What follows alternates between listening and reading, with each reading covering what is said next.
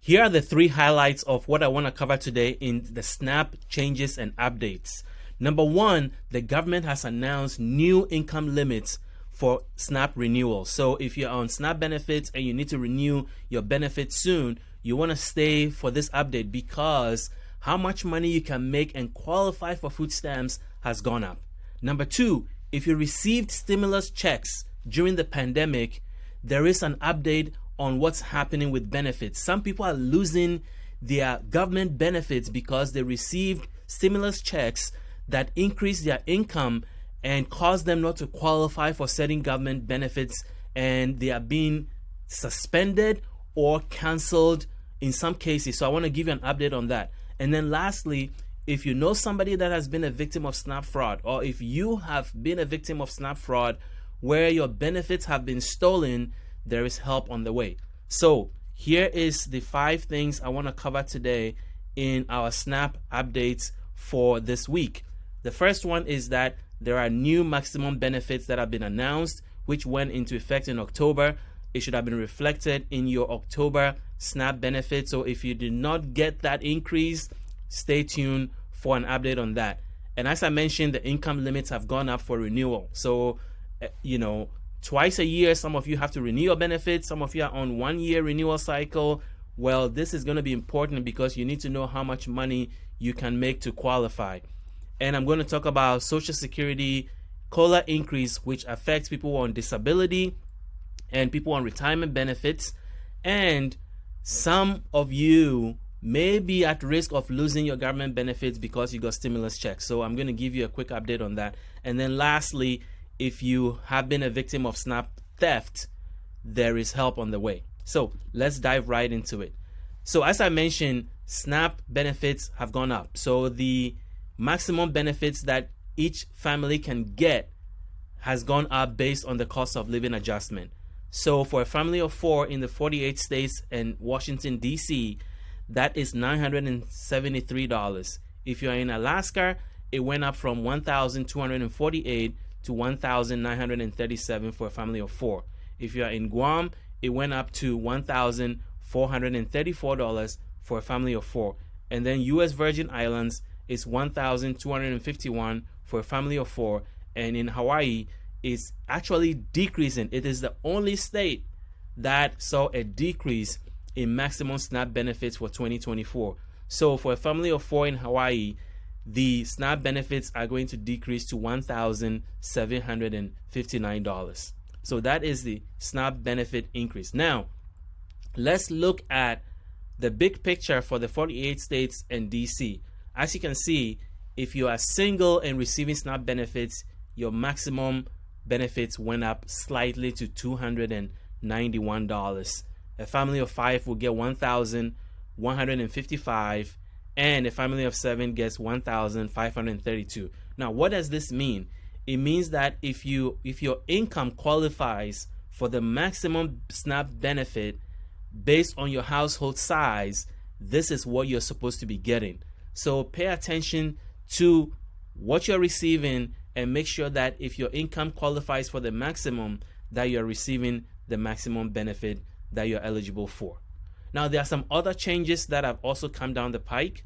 The first one is that the minimum SNAP benefit that you can receive, that means that if your income is so high that you only qualify for the minimum benefit, that minimum benefit has gone up to $23. I think it was $16 before for the 48 states and DC.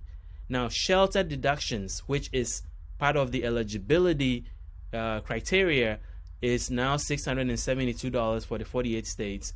And then the homeless shelter deduction is $179 for the 48 states and DC, Alaska, Guam, Hawaii, and the U.S. Virgin Islands.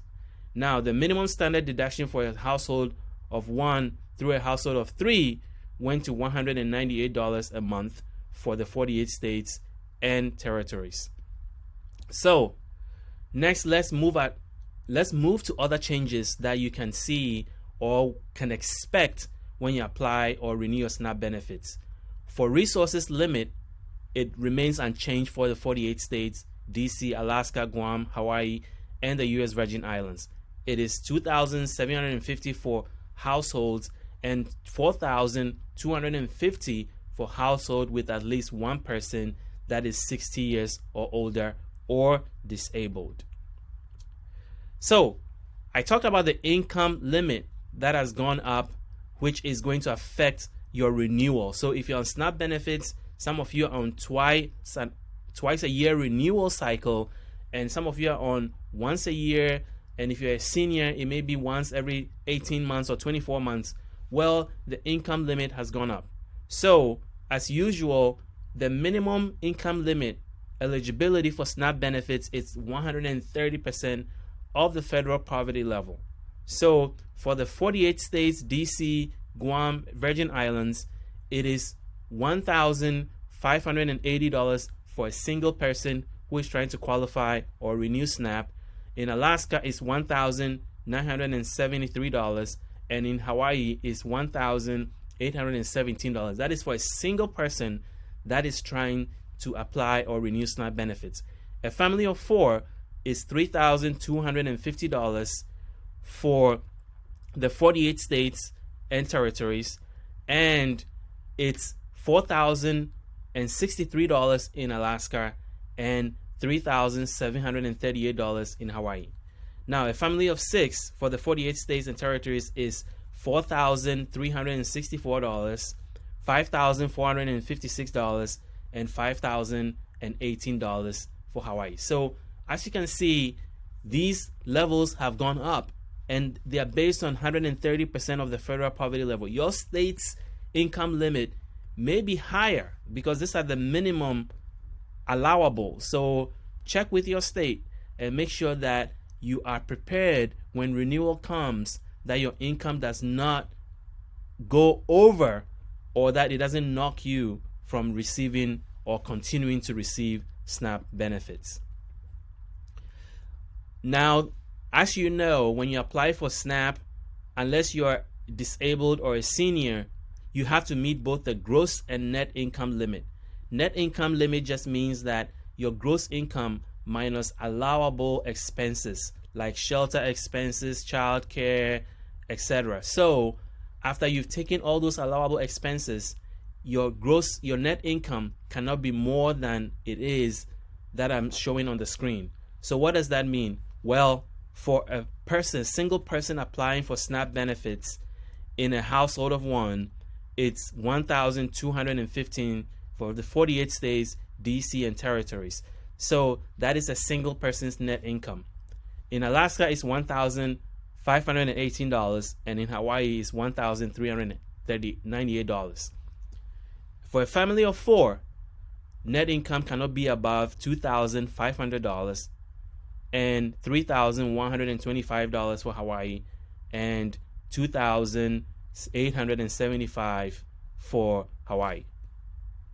For a family of six, for the 48 states, DC, Guam, and Virgin Islands, your net income cannot be more than $3,357, or $4,197 for Alaska, and $3,860 for Hawaii.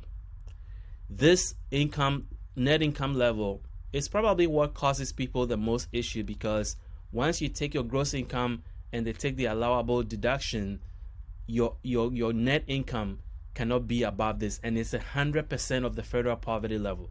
So if you know what the federal poverty level is, then that is the net income allowable, but your gross income cannot be above 130% of that level.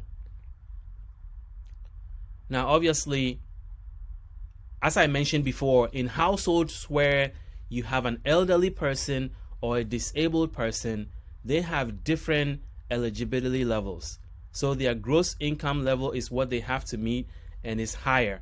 So a single person over 65, or in some cases is 60, or a disabled person applying for SNAP benefits, their gross income can be up to $2,005 if they live in the 48 states, DC, Guam, and Virgin Islands, $2,504 for Alaska, and $2,306 for Hawaii.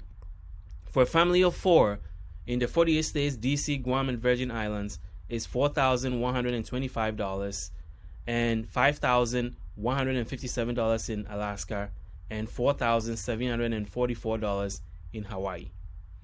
For a family of 6, if you're disabled or elderly, your gross income cannot go more than $5,539 in the 48 states, DC, Guam, and Virgin Islands, $6,925 in Alaska, and $6,369 in Hawaii. As I mentioned, the cost of living adjustment happened a few weeks ago. That was announced by the Social Security Administration. A lot of people on SNAP benefits are also on Social Security and disability benefits. So this is important news to pay attention to. The cost of living was adjusted to 3.2%. Now, as you can see, over the last 2 years, it was higher. In 2022, it was 5.9%. In 2023, it was 8.7%. And this year, it came in at 3.2%. This cost of living adjustment is going to be effective in January 2024. Why is this important? Well, the average cost of living adjustment for the last 20 years has been 2.6%. So a 3.2% increase is higher than average for the last 20 years. However, it is lower than what you've seen the last 2 years. So a lot of people were disappointed to see this, but keep in mind, in 2020, before the pandemic started, in 2020 and 2021, it was 1.6% in January 2020 and 1.3% in January 2021, before the increase in inflation happened as a result of the pandemic. So, yes, inflation in certain areas that seniors and people on Social Security and disability or people on low income care about, which is medical inflation, has gone up a lot. And a 3.2% cost of living adjustment may not necessarily account for how much medical care, inflation in food prices, transportation has gone up. But this is what the government has announced. So it is important to know that this is going into effect in January. So what does that mean if you're on Social Security or disability? Well, in 2023, the average Social Security benefit was $1,827 a month. Well, it is going up to $1,907 a month in 2024. If you're on Social Security disability insurance, which is Social Security disability benefits, your average benefit was $1,483. Now it's going up to $1,537, which is about a $44 increase. If you're on Supplemental Security Income, which is SSI, your maximum benefits this year in 2023 was $914 a month. Well, that is going up to $943 a month. And if you're a couple both receiving SSI benefits, then your maximum benefits went up from $1,371 to $1,415 a month. Now, most of these increases are very modest, a couple of, tens of dollars. And that is why a lot of people are frustrated with the cost of living adjustment because they feel like it should have been more. So if you think that the 2024 COLA was lower, well, projections by the Senior Citizens League, which is a nonpartisan senior advocacy group that a lot of people rely on for good projections about Social Security COLA, they are looking into the future and they think that COLA next year, 2025, is going to be even lower, maybe 2% or even lower than that. Why is that happening? Because of inflation. Inflation is going down, and so it makes sense that the COLA will also go down. So if you are disappointed by this year's COLA, well, you maybe even be more disappointed next year when the government releases COLA in October 2024 for 2025, because given the trend of where inflation has been going, it looks as if things are going to trend downward. So this is just FYI so that you can prepare for what may happen with cost of living adjustment. The next thing I want to update you on is stimulus checks that are causing people to lose government benefits. Why is this important? Well, when the stimulus checks was announced back in 2020, the government assured people on certain government benefits that require income to qualify that you can get the stimulus checks and it's not going to cause a situation. This was especially for Social Security and disability beneficiaries were assured that the checks were not going to impact their income qualification. Well, that is not what has happened. So let's recap how this all came about. Remember, the first stimulus check came in March 27, 2020. It was $1,200 per individual and $2,400 per couple. And then at the end of that year, there was another stimulus check that was issued in December 27, 2020 for $600 per individual and $1,200 per married couple. So that was a second check. And then a few months later, the next check was issued, which was $1,400 per individual and $2,800 per married couple. That was March 11, 2021. Now, all this was done with the assurance that if you are on government benefits and it requires resource limits, asset limits, this was not going to cause problems. Well, people found out that the Social Security Administration had been sending letters to people that they were going to lose their benefits because their income had passed or they've been found to have more income that they were allowed to have to qualify for benefits. So 1 million letters were mailed to Social Security beneficiaries in 2022, and another 1 million letters were mailed in 2023 where people were told that if they don't pay the overpayments in 30 days, they were going to lose their Social Security benefits, their disability benefits, or a portion of it was going to be taken and be used to make payments until they have satisfied the overpayment. So, just to recap, if you're on SSI, there's a strict asset limit. You only have $2,000 for an individual in assets, which means that money you can have in your bank account, and $3,000 for a married couple if you're both receiving SSI benefits. Well, if you look at the stimulus checks that came in, you can see how some people may have gone over, because if you total all the stimulus checks, it does go above the $2,000 for an individual and the $3,000 for married couples. So people's benefits have been suspended if they don't pay the overage or the overpayment back in 30 days. And for a lot of people, there's a risk to Medicaid coverage because that's also income dependent. So as a result, Congress has stepped in to try to figure out what is going on. Why are people getting these letters when they were assured that it wasn't going to impact their benefits? So there's a bipartisan bill to fix some of these issues that has caused this overpayment issue, especially for SSI beneficiaries. So there is a bill in Congress to increase the SSI asset limit, which has not gone up in a long time. $2,000 in asset is very low and is keeping a lot of SSI beneficiaries in poverty because it's such a low limit that if you breach it, you're at risk of losing an already low maximum benefit, which is $914 for an individual this year, and is going up by just a little bit to $943. So somebody receiving $943 who is at risk of losing their benefits because they had more than $2,000 in their bank account is a recipe to just keep people in poverty. So there are other advocacy groups that are trying to sort through these issues and trying to rally people at the local level to force Congress to do something about this.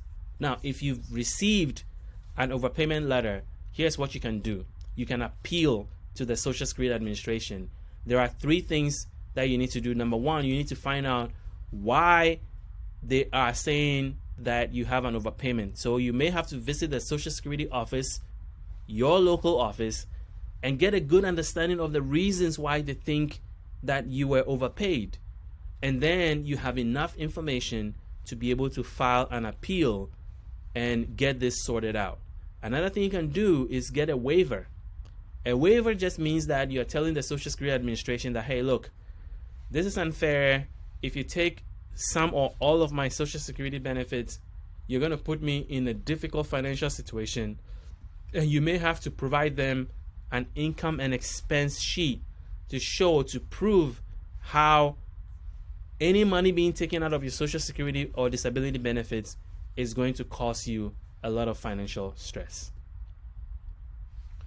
Now, the Social Security Administration is responding to all the noise that is coming out of Congress, because a lot of people in Congress have received complaints from their constituents. They've brought the Social Security Administrator to Congress for a hearing, and she's saying that they are looking into the process of how they issue overpayment letters and the whole overpayment repayment process.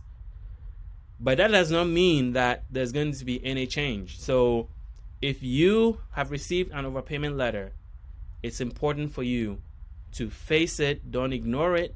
You can appeal within 30 days, because if your appeal is received in 30 days, the Social Security Administration is required to pause any collection and until they've made a decision on your appeal. So that is about how people are losing government benefits due to stimulus checks. The next thing I want to cover is new ways to help people who are victims of food stamp theft. This is coming from New York, and I think it's a model for what's going to happen in other states that have faced the same issue. So let's go over what's happening.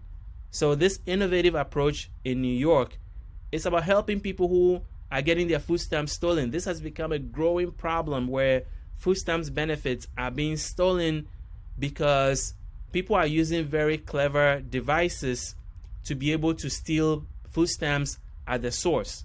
We recorded a whole video about this, where you put in your EBT card into a POS machine, a point of sale machine, to pay for your groceries, and then somebody has a camera or a skimming device that records all your information, and then they go and create a new EBT card, and then they use that to steal your benefits. So it is important to pay attention to this news and update on what is happening in New York and how it could be coming to your state.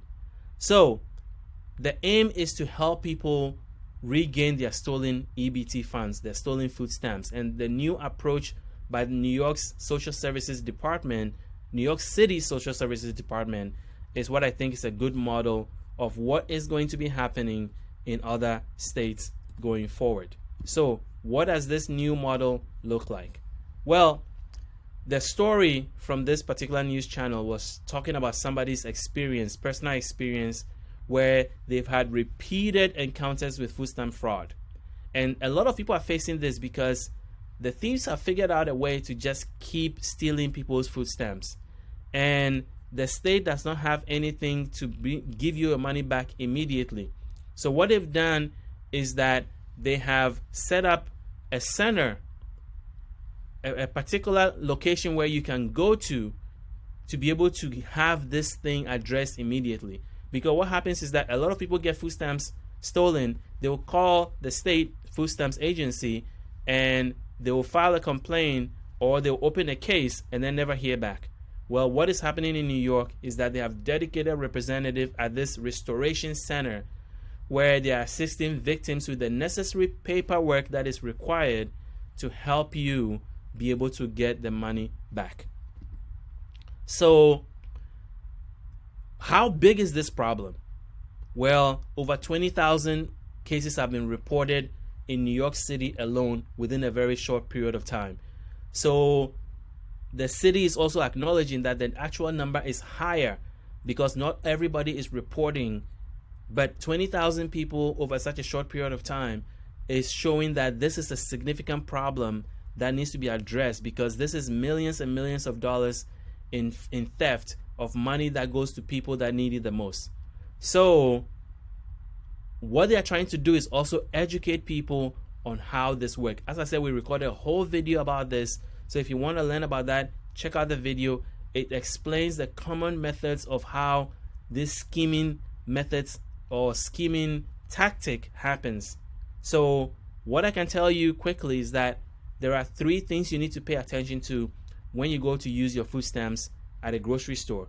Number 1, pay attention to the device that you are entering your PIN number in. If it's very rubbery, or if it's, if it's puffy, if you think they've put something over the keypad, you should complain to the retailer. Number 2, make sure that there are no cameras around looking directly on the PIN pad trying to record your numbers. And number 3, do not give out your PIN or your food stamps card to anybody, because loaning your food stamps card to somebody, not only is it illegal, it also exposes you to scheming. So this is what you can do. New York is taking action. This is a model where they are setting up a specific center for people to go to get their food stamps theft issues resolved, and they are trying to expand this across the entire city. And I think if this pilot works, they're probably going to expand it to the entire state of New York, and other states are paying attention to this. And I'm confident that once this works, this is going to be a model, because this is such a growing problem that other states are going to adopt it, where they set up a specific center to address or help victims of food stamps fraud and theft. So that is all I have for you in terms of update today. If you are new to this channel, I want to urge you to hit the subscribe button, because as you can see, all we do is bring you the latest information about food stamps and things that may affect your benefits in a positive or negative way. We want to make you aware of that and be the first to bring it to you. So hit the subscribe button, hit the notification button, so that you will be the first to know when we release a new video. So until we see you in our next video, thank you for watching.